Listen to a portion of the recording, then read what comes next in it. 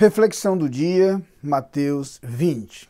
Neste capítulo do seu Evangelho, Mateus apresenta a parábola contada por Jesus Cristo, normalmente conhecida como a parábola dos trabalhadores e das diversas horas de trabalho. Só para lhe lembrar, Jesus fala de um homem que contratou trabalhadores para trabalharem para ele. Mas a hora terceira ele voltou e contratou mais alguns. A hora sexta ele fez a mesma coisa, assim como a hora nona. E ao chegar à hora 1/10, já quase no final do dia, ele contratou mais alguns trabalhadores. Acertara com os primeiros o pagamento de 1 denário, o pagamento normal para uma diária de trabalho.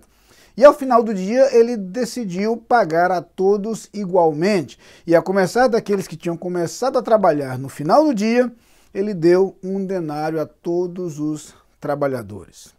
Naturalmente aquilo gerou reação por parte dos que haviam trabalhado o dia todo. E Jesus provocou essa discussão para nos ensinar algo que não é tão facilmente compreendido por nós, que é o conceito de graça. Na verdade, quando a palavra de Deus ensina da salvação pela graça, isto é algo que temos dificuldade para assimilar e compreender, porque nosso conceito normalmente é de retribuição, de reconhecimento, de meritocracia.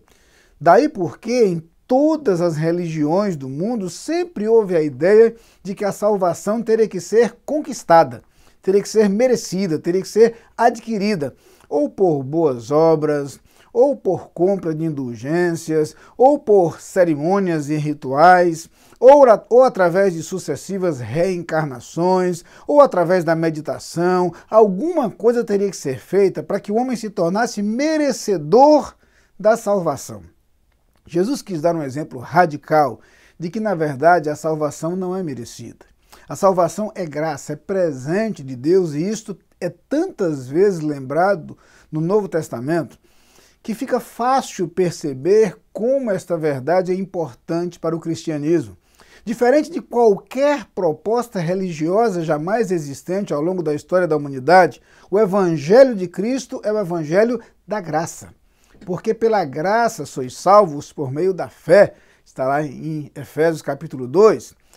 O salário do pecado é a morte, mas o dom gratuito de Deus é a vida eterna. Está lá em Romanos 6. E tantas outras vezes somos lembrados de que a salvação é dádiva. E se é dádiva, nós não a conquistamos, nós não a merecemos, não há nada que possamos fazer para ter direito a ela.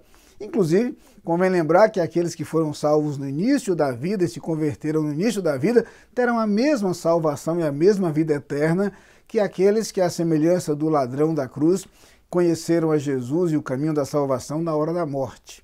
A verdade é que a salvação é dádiva de Deus.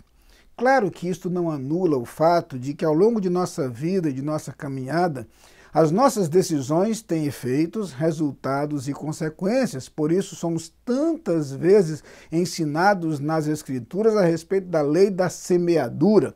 Claro, de alguma forma nós colhemos aquilo que plantamos, e nesse aspecto, sim, o conceito de meritocracia está presente, porque escolhas sábias levam a resultados positivos, escolhas erradas nos fazem sofrer as consequências. No que se refere, porém, ao agir de Deus para conosco, duas coisas importantíssimas. A primeira, a lembrança de que Deus age movido por sua graça, por sua misericórdia, e não por nossos merecimentos. Ai de nós, se Deus agisse em função daquilo que merecemos.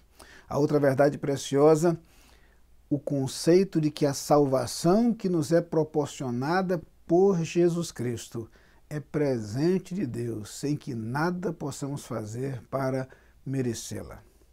Somos salvos pela graça de Deus, e esta graça atinge a todos quantos abrem seu coração para Jesus. Não há dúvida quanto às palavras lembradas no primeiro capítulo do Evangelho segundo João.